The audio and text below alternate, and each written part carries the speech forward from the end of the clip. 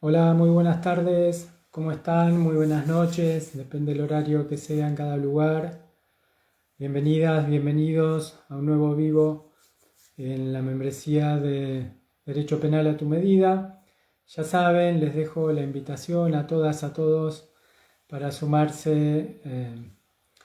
a esta capacitación continua en Derecho Penal, especialmente en el ejercicio profesional. Así que tienen ahí el link en mi bio y si no me escriben por privado y les paso toda la información. También tienen la posibilidad de comprar el curso de teoría del delito. En breve vamos a lanzar también el curso sobre derecho penal juvenil. Y hoy, mientras se conectan todas y todos, les comento que vamos a hablar un poco sobre el juicio abreviado o el procedimiento abreviado, como lo llaman los códigos procesales en distintas partes de la región y particularmente en Argentina. Sobre esta cuestión tenemos que saber que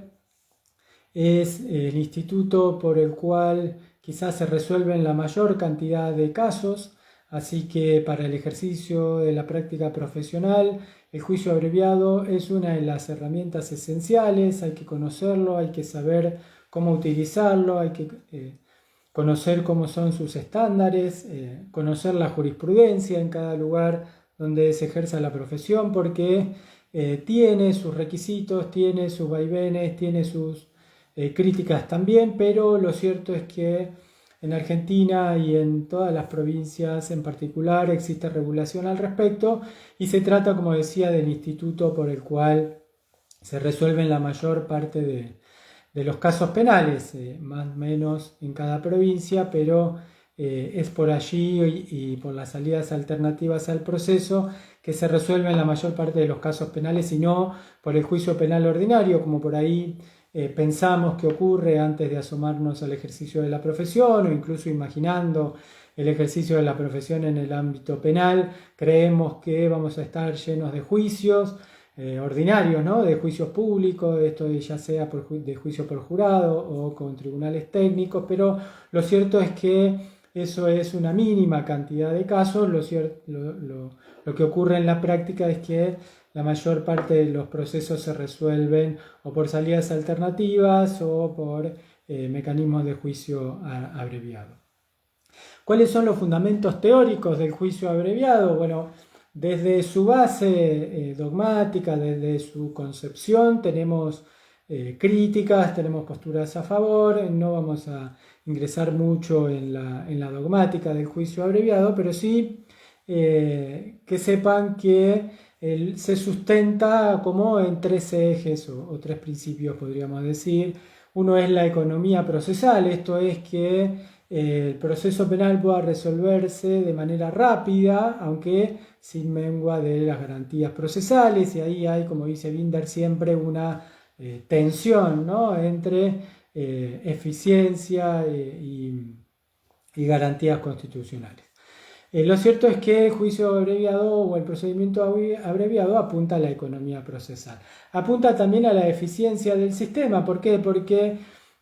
produce, si se utiliza adecuadamente y en su correcta medida, la eficiencia del sistema, porque descomprime el sistema que generalmente en las estructuras judiciales en nuestro país y en algunas provincias más que en otras, pero generalmente los recursos no son escasos para la cantidad de casos que ingresan al sistema y entonces hay que maximizar esos recursos para que a juicio pase solo aquello que merezca un juicio, tanto por su gravedad como su complejidad y por encontrarse controvertidos los hechos, la prueba, la calificación legal y la pena.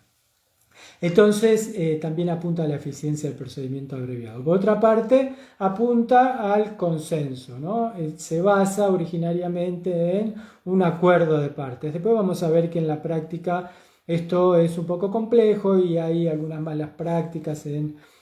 muchos lugares que muchas veces impiden un consenso en igualdad de partes o en libertad de decisión y a veces aparece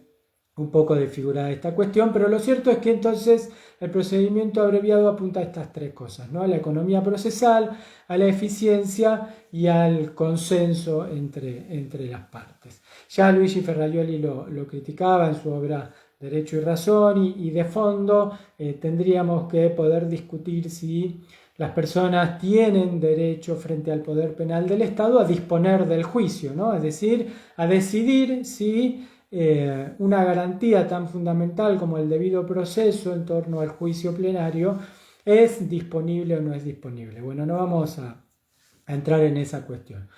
Estos son como los argumentos a favor, ¿no? Asegurando el complejo de derechos y de garantías de las personas frente al poder penal del Estado y también de las víctimas ante la comisión de delitos, se puede, mediante un mecanismo abreviado, asegurar la economía procesal, la eficiencia y el consenso entre las partes a fin de dar una respuesta rápida y a la vez eficaz para el sistema. Pero también hay críticas, y las críticas fundamentales trasuntan sobre varias cuestiones. Por ejemplo, el riesgo de coacción, como decía recién. Se cuestiona generalmente en la práctica la genuinidad del consentimiento del imputado, especialmente cuando se encuentra ante la incertidumbre de lo que va a suceder en un juicio oral y público. El anuncio muchas veces de que la pena puede ser mayor o la calificación legal puede ser más grave si se avanza con la investigación, e incluso, y frecuentemente sucede, cuando en el marco de las negociaciones está la privación de la libertad de la persona, ¿no? Cuando una persona llega en prisión preventiva a una negociación por un supuesto o un posible acuerdo de juicio abreviado, eso suele viciar un poco el consentimiento, ¿no? Y si la privación de la libertad durante el proceso ha sido extendida en el tiempo, aún más, ¿no?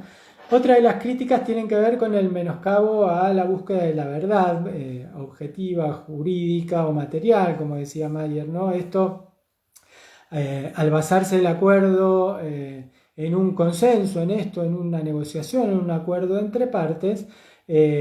a veces puede suceder que se sacrifique la producción exhaustiva de la prueba, el agotamiento de la investigación integral con todos los actos procesales que sean necesarios, y por lo tanto también el debate contradictorio en el juicio oral, ¿no? Mayer decía y enfatizaba que una de las grandes importancias del contradictorio tenía que ver con el descubrimiento de la verdad, ¿no? Y el procedimiento abreviado, por definición, evita el juicio contradictorio oral y público. Y también, y hay algunas críticas en relación a la posible impunidad, ¿no? Esto de que se pongan penas o se acuerden penas más leves, que las calificaciones legales también puedan ser reducidas, que pueda quedar entonces en virtud de eso una pena también reducida y que quizá en un juicio oral y público pueda ser más importante, y esto puede producir tanto en la comunidad como en las víctimas una sensación de impunidad. De hecho, al no agotarse las investigaciones, también puede ser que ocurra que se sospeche de la impunidad de otras personas participantes o de una participación más grave en términos de participación criminal. Ahora, los puntos a favor más relevantes, como decía recién, son la celeridad procesal, la economía de los recursos, el consenso en el marco del cual se puede también negociar la reparación a las víctimas. Esto es muy importante que las víctimas puedan saberlo, porque muchas veces se habla de juicio o de procedimiento abreviado solo en relación a los derechos y garantías de la persona imputada o al ejercicio de la acción penal por parte del Ministerio Público, y la verdad es que en el marco de la negociación de un juicio abreviado debe considerarse también la voz y la voluntad de la víctima, y saben que el Código Penal permite también la reparación del daño a la víctima, por lo tanto también puede ser parte del acuerdo de juicio abreviado. Y también se parte del reconocimiento de la responsabilidad, ¿no? Y eso implica el reconocimiento de los hechos por parte del imputado, que en la interacción de prejudicialidad entre el ámbito penal y el ámbito civil, eso puede producir una base fáctica importante para las víctimas a efectos de luego en el marco de un proceso civil pedir una reparación integral, ¿no es cierto? Entonces, también la participación de la víctima, y estos son dos tips para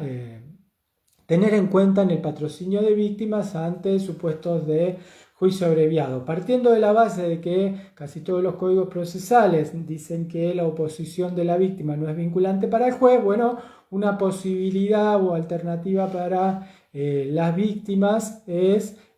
tratar de acordar un marco fáctico que sea importante y que releve la verdad de los hechos, que permita luego una plataforma para una reparación integral en sede civil, y además tratar de introducir un proceso reparatorio o restaurativo también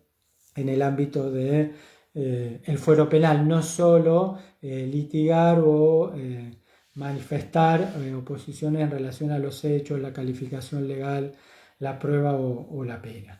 Entonces, algunos aspectos relevantes a tener en cuenta, bueno, las ventajas procesales, esto de que ahorra tiempo, reduce costos, acota prisiones preventivas, produce respuestas de manera más rápidas, se puede conseguir el consentimiento del imputado, pero siempre manteniendo el nivel de información suficiente, adecuada y completa, de modo tal que ese consentimiento pueda ser voluntario y no esté viciado por presiones o por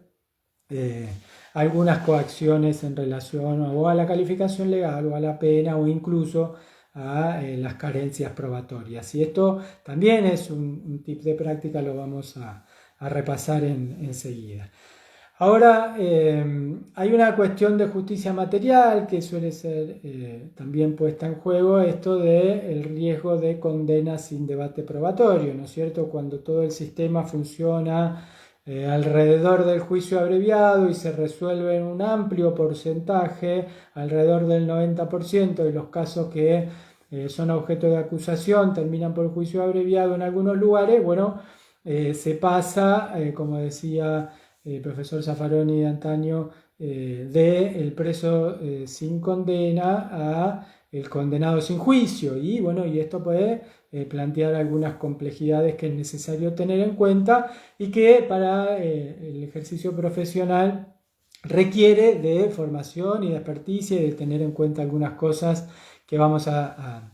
contar hoy para que nos sirva a todas y a todos. El marco normativo en Argentina, como es un Estado federal y esto ha sido comprendido en el marco de las competencias locales en torno a la forma o al procedimiento, es decir, al derecho procesal, se encuentra regulado principalmente en todos los códigos de procedimiento provinciales y en el nacional. De hecho, ustedes como saben, el otro día hablamos un poquito de esto.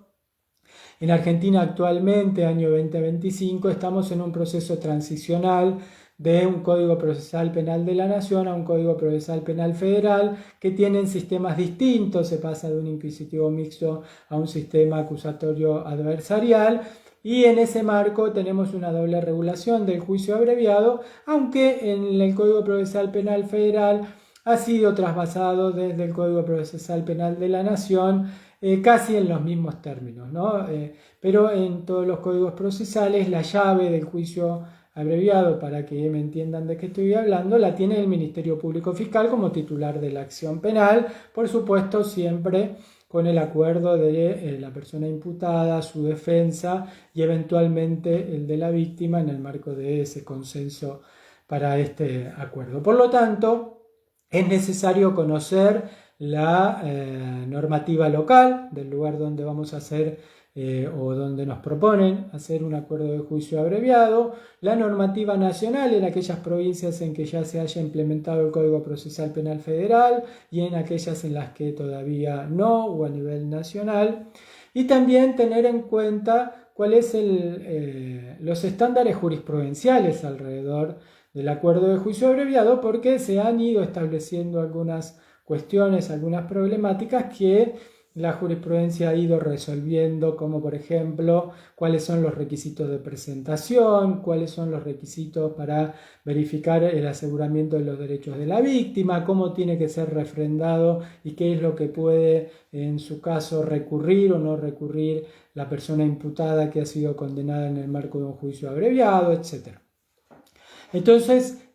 ahí hay que conocer todos esos pormenores de cada jurisdicción a efectos de poder ejercer adecuadamente o la defensa o la acusación pública o privada en el marco de un juicio abreviado. Ahora, el funcionamiento general tiene que ver con el acuerdo de partes. Enseguida vamos a dividirlo por etapas y vamos a hablar un poquito de cada una de ellas, pero hay como regla general como 3 instancias: todo el procedimiento de acuerdo de partes, todo el procedimiento de control judicial y de decisión jurisdiccional y la sentencia y la etapa recursiva finalmente. Como les decía, este es el instituto por el cual se resuelven la mayor parte de los casos en nuestro país y hay que manejarlo para poder saber y conocer un poco de la práctica y entender cuándo y cómo utilizarlo y qué ventajas y desventajas tiene a efectos de informar también a la persona que estemos patrocinando o defendiendo, ¿no es cierto? Ahora bien, como les decía, a mí me gusta dividirlo en etapas para entender un poco cómo es cada una, y ahí vamos a ver 7 etapas, ¿no?, de un procedimiento de juicio abreviado. Hay que tener en cuenta primero, en la primera etapa, el control del caso y la accesibilidad. ¿Y a qué me refiero con esto? El control del caso hay que hacerlo por varias cuestiones, pero por 2 fundamentales. Primero, para ver si hay pruebas suficientes para condenar a una persona y, en todo caso, si en el marco del juicio podría eventualmente ser condenado. Esto es un juicio de probabilidad, por supuesto, no hay certeza en esta cuestión, aquí no estamos en matemáticas, son ciencias sociales, hay un montón de variables, pero más o menos cuando uno conoce la práctica va viendo ciertos estándares. Entonces, con el estudio de la prueba de un caso, uno desde la defensa o desde la acusación más o menos puede avisorar si, llegado al juicio, puede obtener una sentencia de condena o de absolución dependiendo el rol que cada quien ejerza. Por lo tanto, ahí hay que hacer un control de caso en términos de posible resultado para un juicio. Y lo otro es de accesibilidad en torno a los requisitos que el Código Procesal Penal disponga para poder presentar un acuerdo de juicio abreviado, que generalmente tiene que ver con el máximo de la pena o con la pena en concreto a imponer. Los códigos de nación, por ejemplo, establecen 6 años de prisión como pena, el Código de la Pampa establece 12, bueno, hay otros códigos que establecen otras penas,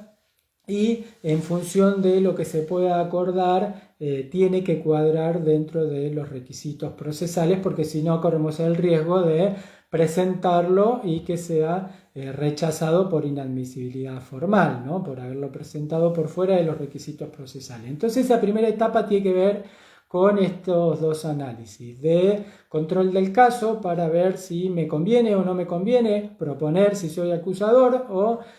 tomar y aceptar un juicio abreviado si soy defensa o acusado, y la accesibilidad, esto es si cumple con los requisitos formales para presentarlo.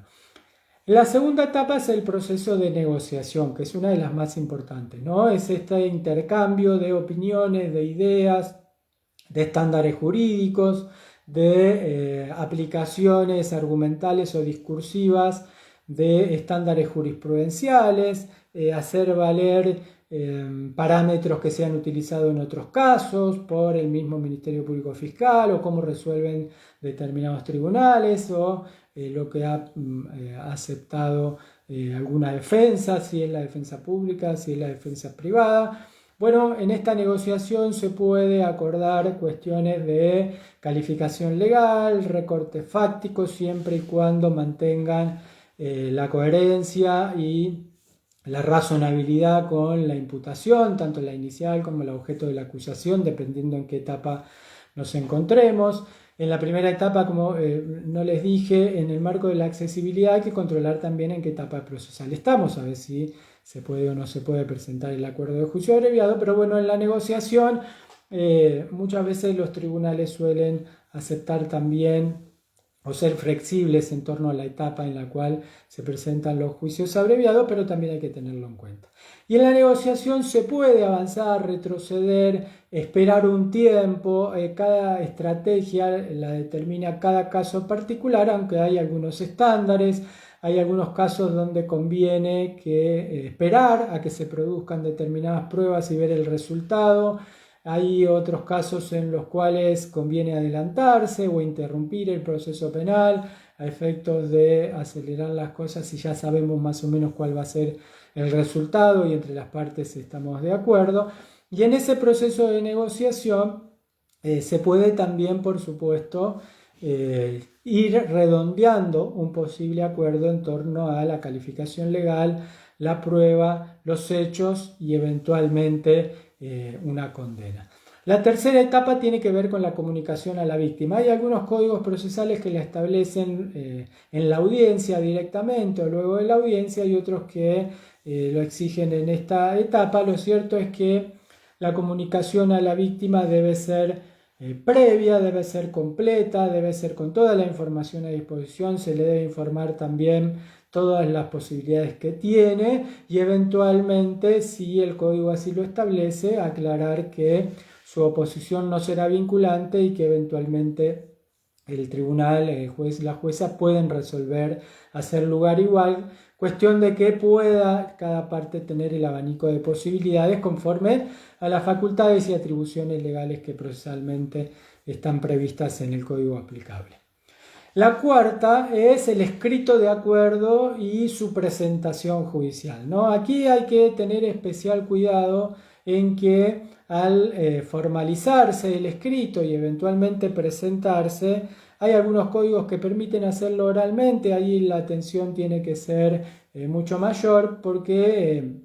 a veces en la oralidad se suelen suprimir o obviar, omitir algunas cuestiones y eso después nos puede traer problemas. En cambio en el escrito es de más fácil control porque uno lo puede repasar, puede ir retocando, puede ir modificando y al final presentar el texto finalmente acordado. Pero hay que controlar bien los hechos, la prueba, la calificación legal y la pena, que se resuelva sobre todos los aspectos que hemos acordado, que muchas veces en el afán de determinar los hechos, la calificación legal y la pena, quedan cosas sueltas como la determinación de el destino de los objetos secuestrados, qué sucede con las costas del proceso, qué pasa con las regulaciones de honorarios, etcétera. Todos aspectos que muchas veces quedan allí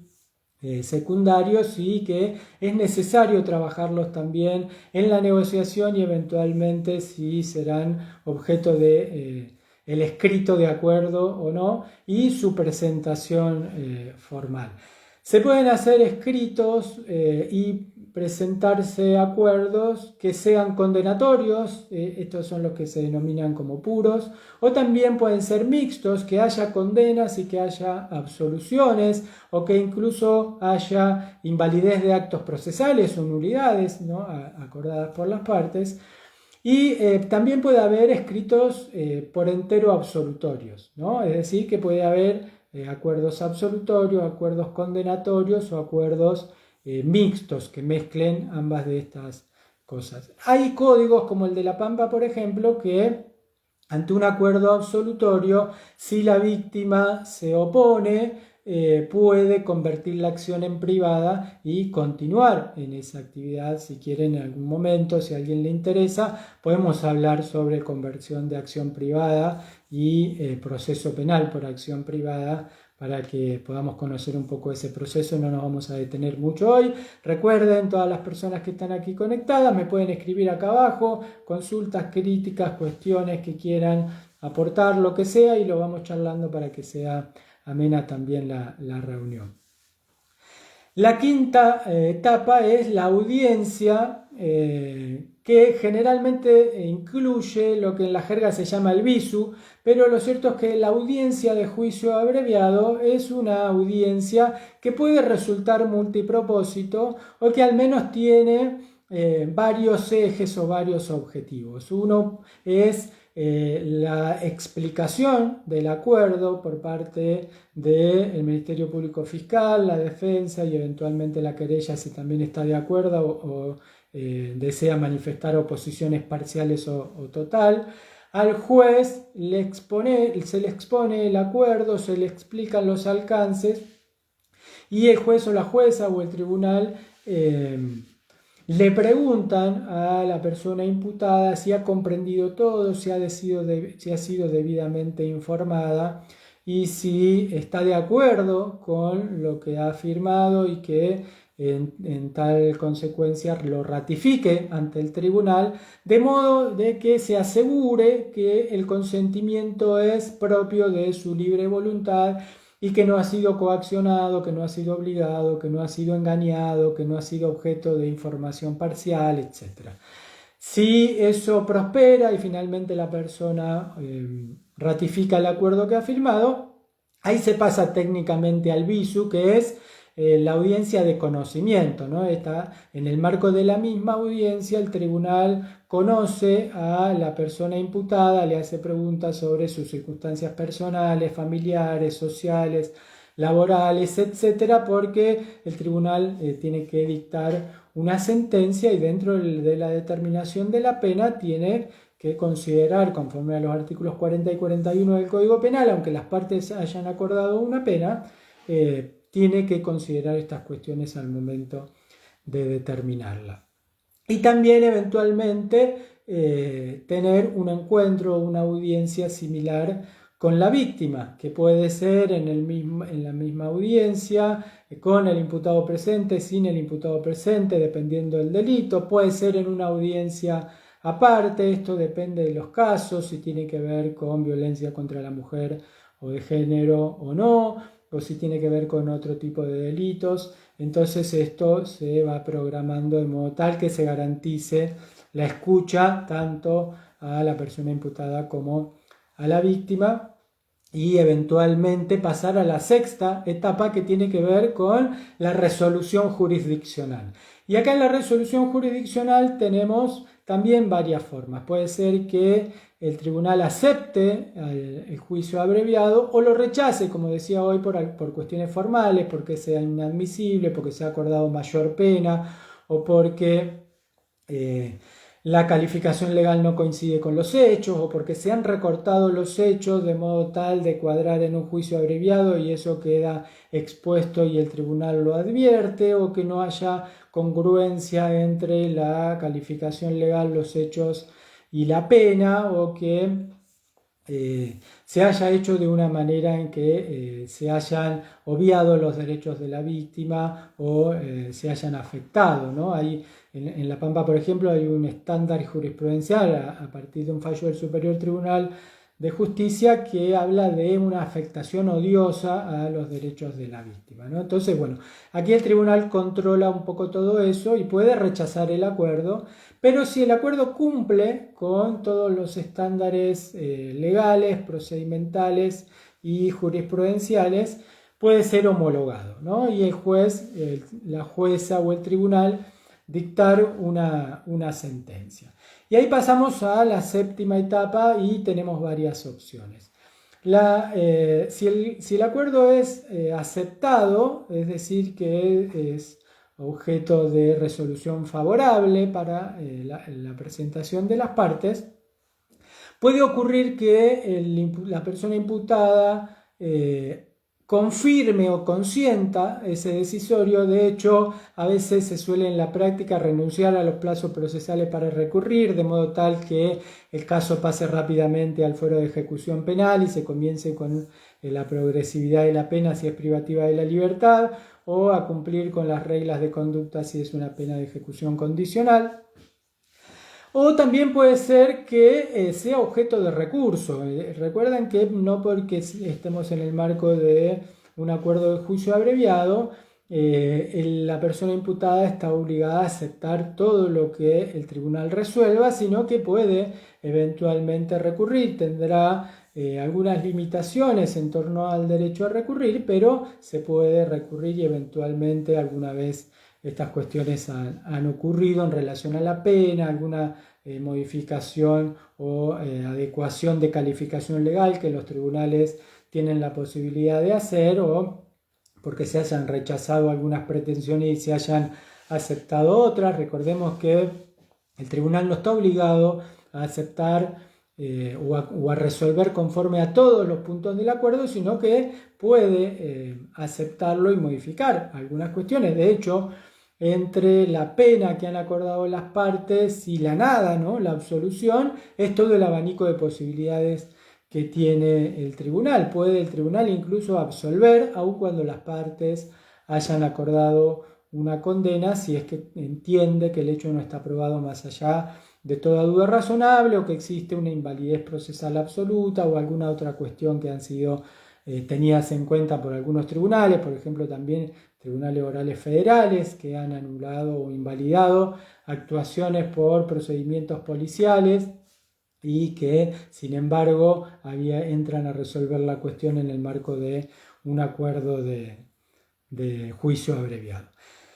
Y si es rechazado, también eventualmente los códigos habilitan la posibilidad de recurrir en algunos supuestos específicos, o si no, otra posibilidad de las partes es tomar los datos que ha introducido el tribunal al momento de rechazarlo, es decir, si el tribunal indica que faltan determinados requisitos, bueno, si eso es de posible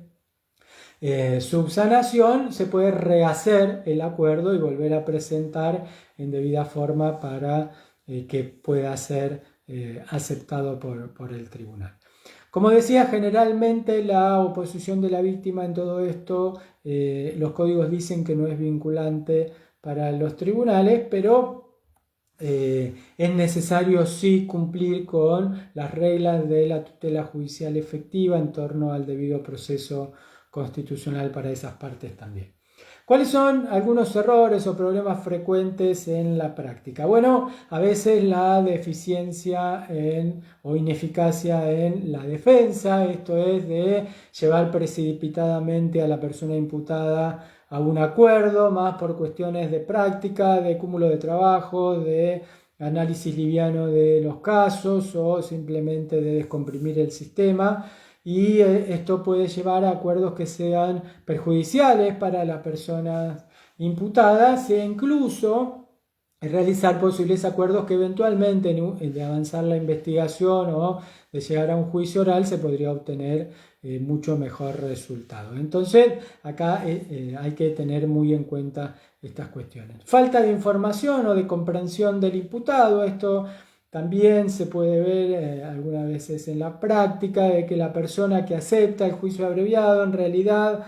está muy condicionada por una privación de la libertad o por una resolución rápida o por querer evitar los vaivenes de un juicio oral y público, por ejemplo, porque, no sé, se haya mediatizado su caso o haya multiplicidad de víctimas y el proceso penal se puede tornar también trascendente en el ámbito social, periodístico, público, etc. Entonces la persona decide aún aceptar cosas que no esté de acuerdo, pero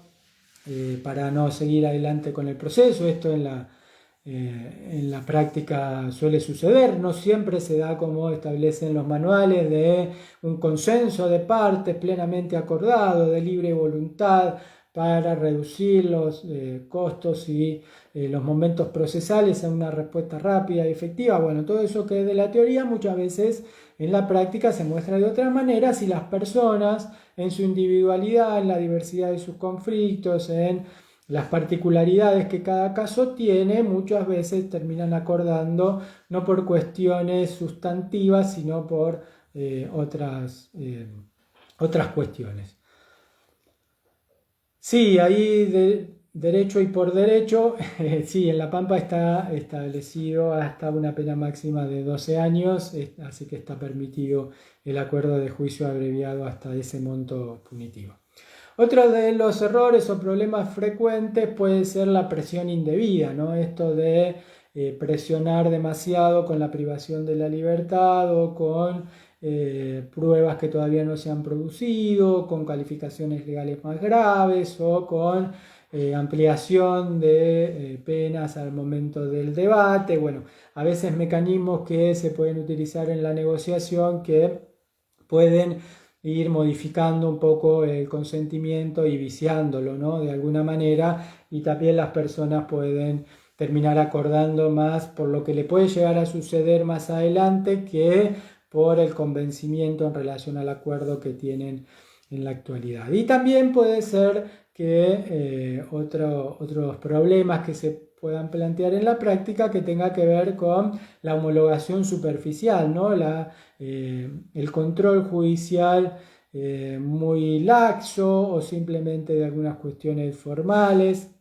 o sin hacer un control exhaustivo de la validez del consentimiento, de la legitimidad de todos los elementos, evidencias que se conforman como prueba o la correcta calificación legal y eventualmente la determinación de la pena. Bueno, como dice Binder, hay que insistir en la necesidad de un control judicial riguroso para evitar abusos y además acercarse a la verdad, ¿no? Él siempre insiste en que los efectores judiciales deben tener un apego importante hacia la verdad de los hechos. Y también acuerdos con calificaciones jurídicas erróneas o penas desproporcionadas o calificaciones forzadas. Y cuando hablo de recortes fácticos no es que no se puedan hacer, sino que en el ámbito del ejercicio de la investigación penal, los ministerios públicos pueden hacer recortes fácticos que tengan que ver con la estrategia, con la prueba que tienen, con la determinación de los objetivos para cada caso penal en particular, etcétera, pero eso tiene niveles de razonabilidad y puede ocurrir que se establezcan calificaciones legales totalmente forzadas o inadecuadas a la plataforma fáctica que se presenta o penas desproporcionadas. Y cuando hablo de penas desproporcionadas no estoy diciendo hacia arriba, puede ser también hacia abajo, ¿no? O muy graves o muy leves en torno a la culpabilidad por el acto en función de lo que se ha acordado. Ahora, algunas herramientas útiles en el marco del juicio abreviado. Bueno, la capacitación continua de los operadores judiciales, por supuesto, siempre es fundamental porque permite controlar mejor las proposiciones fácticas, permite dominar mejor las herramientas y las técnicas de litigación y también de negociación en el marco del juicio abreviado, que generalmente son negociaciones informales, no hay negociación en una audiencia formal o en una audiencia multipropósito. Las negociaciones generalmente son de modo informal, de modo privado, no explicitadas, etc. Y eso requiere de herramientas también para poder llevar adelante una mejor negociación, para manejar el sentido de la oportunidad, para entender cuándo conviene utilizar determinadas técnicas y cuándo no, cuándo conviene discutir sobre los hechos y cuándo no, sobre la prueba o sobre la pena, etc. Entonces, esto de la capacitación continua y sistemática lo vamos a decir siempre porque permite un mejor posicionamiento a efecto de conducir una negociación a buen término. Los protocolos y guías de actuación, siempre que en los lugares donde ejerza mi profesión existan, hay que tenerlos en cuenta, hay que manejarlos para poder cumplir con esas guías o esos protocolos en el caso de que resulten aplicables, porque esto también me puede afectar no solo en el procedimiento sino en el resultado. Hacer un registro detallado de cada caso, de las audiencias, llevar una especie de fichero, digo a la antigua, ¿no? Pero puede ser tranquilamente digital, de los estándares jurisprudenciales, de los estándares de negociación, de los estándares de aplicación de determinadas figuras legales y penas, etcétera, para poder ir orientándose como en aplicación de reglas de precedentes en torno a las calificaciones legales, la prueba dirimente en cada caso, la perspectiva de pena, etc. Entonces yo me puedo ir haciendo un mapeo de la práctica y luego puedo utilizar eso también en el marco de las negociaciones o incluso de la información hacia las personas que patrocino, que defiendo, o en el ejercicio de la acusación o de la jurisdicción en el ámbito de los organismos públicos.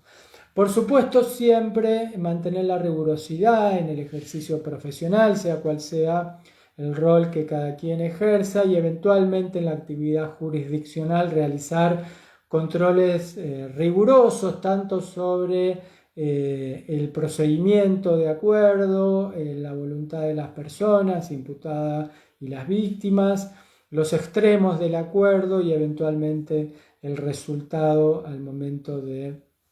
la decisión jurisdiccional. Recuerden, como decía Mayer, que el papel del juez como garantía del debido proceso es fundamental en los casos penales, ¿no? Y también establecer y tener en cuenta cuáles son los mecanismos de revisión, ¿no? Esto de cuándo se puede recurrir, por qué cuestiones, con qué limitación, etcétera, y eventualmente tener en cuenta ese bagaje de herramientas por si se presenta alguna eventualidad al momento de la resolución. Los derechos de la víctima en el marco del procedimiento abreviado. ¿Y por qué? Porque siempre hablamos particularmente de la persona imputada. Mi idea para esta membresía es trabajar en todas las aristas del ejercicio profesional, por eso voy haciendo siempre referencia a los distintos roles en el proceso, y por supuesto también los derechos de la víctima en el juicio abreviado hay que tocarlos porque podemos patrocinar a las víctimas, ejercer la querella particular si ha sido presentada en ese carácter, y para eso hay que tener en cuenta algunas cosas. El primer derecho es el derecho a la información, ¿no? La víctima tiene derecho a ser informada de manera oportuna, completa y suficiente sobre los términos de la negociación, los términos del posible acuerdo y las consecuencias, pero no solo de prestar conformidad con el acuerdo, sino también de no hacerlo, y eventualmente de las herramientas procesales con las que puede contar. Y también, si yo voy haciendo ese mapeo de estándares, de precedentes, poder informarla sobre cuál puede llegar a ser el resultado de seguir adelante con el proceso, porque en ocasiones suele suceder que las expectativas de las víctimas pueden estar de acuerdo con las expectativas que el proceso penal pueda avisorarle, pero en otros casos no. Y nosotros como patrocinantes no podemos generar un desfasaje de expectativas, esto de ampliar o de exorbitar las esperanzas que tenga una víctima en el marco de un proceso penal, y luego sabemos o tenemos que saber que esas expectativas no se van a llevar nunca a término, sino que son muchos menores porque hay muchos precedentes que así lo indican. Entonces yo tengo que poder ubicar e informar el estado de la víctima y cuáles son las probabilidades de resolución que tenga. Por supuesto, el derecho a ser escuchada, decía hoy, en el marco de la audiencia, ante las partes en los procesos de negociación, ante el tribunal al momento previo a la resolución judicial, y por supuesto ante los tribunales revisores en el marco del ejercicio del doble conforme. Esto tiene que estar previsto, está en todos los códigos procesales, y tengo que conocer yo las mecánicas, los plazos para llevar adelante esto del derecho al recurso de la víctima, pero también a ser escuchada y a plantear las partes. Muchas veces ante la audiencia se suele notificar a las víctimas, hay lugares en los que se notifica por escrito, y si yo no informo los plazos debidamente, puede ser que esos plazos se venzan, pierda la posibilidad de ser escuchada, y por lo tanto luego el acuerdo no tenga la voluntad de la víctima, cuando quizá podía haber introducido algunas cuestiones reparatorias, algunas cuestiones de prueba o de hecho, etc. Entonces es necesario conocerlo. El derecho a la reparación, como decía hoy, no solo manejar las opciones, oponerse o aceptar el acuerdo, ¿no? La víctima, su patrocinante, tiene que ser parte del proceso de negociación del acuerdo y eventualmente de su presentación, y puede haber acuerdos y desacuerdos parciales o totales, pero ahí también puede haber un ejercicio del derecho de reparación y la víctima puede ingresar, si no reparaciones en concreto en el ámbito penal, por lo menos una plataforma fáctica que satisfaga sus expectativas para el juicio penal y eventualmente le permitan, por prejudicialidad, luego llevar los hechos fijados al proceso civil y requerir una reparación integral. Por supuesto, la participación activa, y esto es no solo el derecho a ser oído, sino a participar activamente de las negociaciones, las audiencias y eventualmente de la etapa recursiva. Y algunos códigos reconocen también, por supuesto, y puede ser materia del acuerdo y de los extremos del acuerdo y de información a la víctima, por supuesto, durante la etapa de ejecución de la pena, que muchas veces también les interesa a las víctimas participar de estas etapas, poder opinar sobre los institutos liberatorios, sobre las reglas a cumplir, sobre el control o vigilancia por parte del Estado, etcétera, etcétera. Y en ese caso también siempre es necesario conocer, por supuesto, los estándares jurisprudenciales. Vamos con algunos consejos prácticos y tips de práctica y ya luego las y los libero. Recuerden, siempre están invitados a participar de la membresía en Derecho Penal. Tienen el link en mi bio, si no me escriben y yo les envío toda la información, y también vayan estando atentos a los cursos que vamos brindando, porque también los pueden comprar por separado y tienen allí paquetes de formación específica con esta lógica de teoría práctica en un solo encuentro y tips de ejercicio profesional que hemos adquirido a lo largo de la experiencia en el fuero penal. Como les he dicho en otros videos, yo he trabajado tanto en tribunales orales, he hecho toda la carrera de empleados, he sido secretario de tribunal oral, he sido defensor público, soy defensor privado desde hace algunos años, he trabajado en el fuero provincial, en el fuero federal y nacional. Bueno, entonces conozco la práctica de adentro y de afuera, y es por eso que puedo dar estos detalles, además de hablar permanentemente con colegas, con docentes, de haber hecho capacitaciones, etc. Para la defensa, algunos consejos prácticos: siempre explicar clara y detalladamente a los imputados las implicaciones del acuerdo, qué es lo que conviene negociar, qué es lo que no conviene, qué es lo que conviene ceder y qué es lo que no conviene, cuáles son las perspectivas en un supuesto juicio, qué es lo que se puede admitir y lo que no, sin alterar la verdad de los hechos y sin resignar cuestiones que sean centrales para la persona imputada, tratar de que se enfoque en los extremos del acuerdo y no en la situación que puede resultar oprobiosa para una persona si está privada de la libertad, por ejemplo, o si el proceso penal le ha generado problemas familiares, vinculares, etcétera, que todas esas cuestiones, la presión social o mediática, las cuestiones familiares y sociales, laborales, las restricciones, la privación de la libertad, suelen viciar o nublar un poco la visión, y entonces ahí la defensa tiene que aclarar el panorama y parar la pelota, ponerla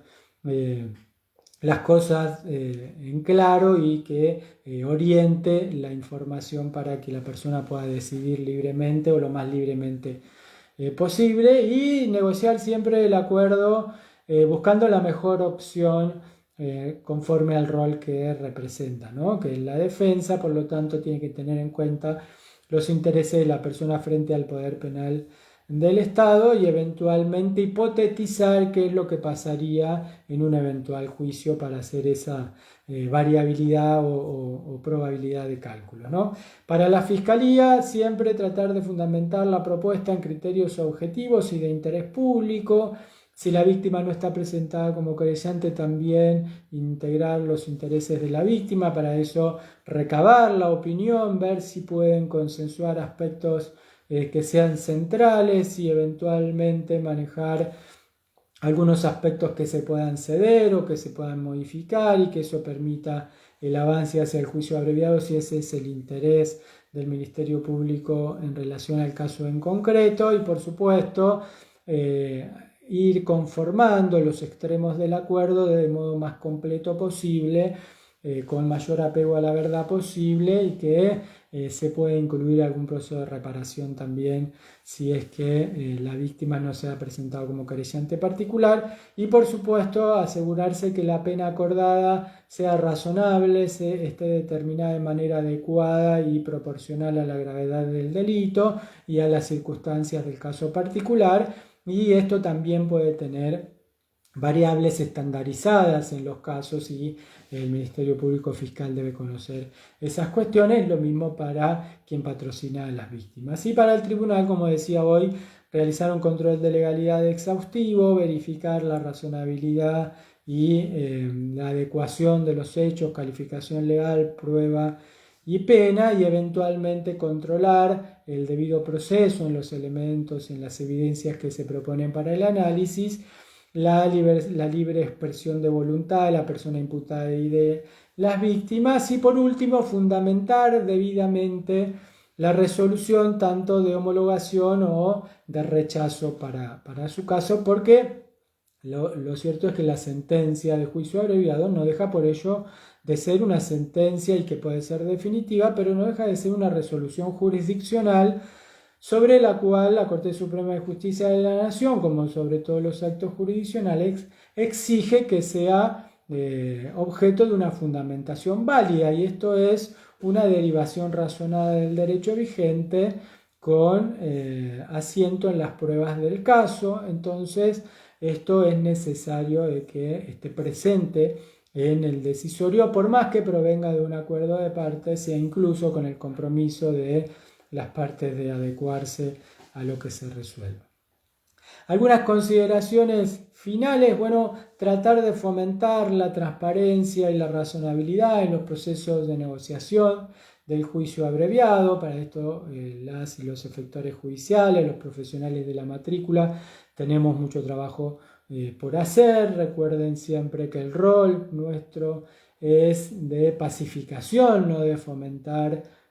más violencia que la que ya puedan contener los hechos que se judicializan o los conflictos sociales que están penalizados. Promover la utilización de mecanismos de justicia restaurativa complementarios al juicio abreviado, de modo que se pueda coadyuvar también a la pacificación social y eventualmente a la resolución de conflictos, y no solo dotar de una respuesta descompresiva del sistema penal en sí, sino también de aportar algo al mundo de las personas, ¿no es cierto?, de la convivencia en términos ciudadanos. Evaluar periódicamente cómo se materializa el instituto, cómo se utiliza, cuáles son los estándares, los mecanismos, etcétera, para poder identificar posibles mejoras y también malas prácticas y corregirlas. En el marco de las estrategias procesales, no forzar el abreviado, no adelantarlo. Recuerden que tiene que haber pruebas suficientes, recuerden que tiene que haber consentimiento real y voluntario, tiene que haber cumplimiento con las expectativas de las personas cuyos intereses están en juego, y para eso hay que tener en cuenta que todo tiene sus tiempos y cada caso en particular tiene sus tiempos, y eso, si se adelanta, puede ser iatrogénico o jugar en contra de los objetivos que se han planteado. Por supuesto, siempre documentar adecuadamente los actos procesales esenciales, ¿no?, en relación al consentimiento en particular, hacer los acuerdos o convenciones probatorias que sean necesarias, y siempre evitar esto de la automaticidad, ¿no?, en la práctica, que muchas veces suele suceder, y cuando alguien se automatiza suele flexibilizar o hacer más laxos los controles, y esto puede llegar a tener algunos problemas en el marco del juicio abreviado, porque, como les decía al inicio, cierro diciendo, es el instituto procesal en el cual se resuelven la mayor parte de los casos, entre estos y las salidas alternativas, y esto obliga a repensarlo permanentemente y tratar de ir aportando para su mejor funcionamiento. Bueno, muchísimas gracias a todas, a todos. Recuerden escribir aquí en los comentarios del encuentro o en cualquier parte de mi página de Instagram de qué quieren que hablemos en el próximo vivo, porque la idea es que sirva para todas y todos aquellos que ejercen la profesión, y si hay temas que quieren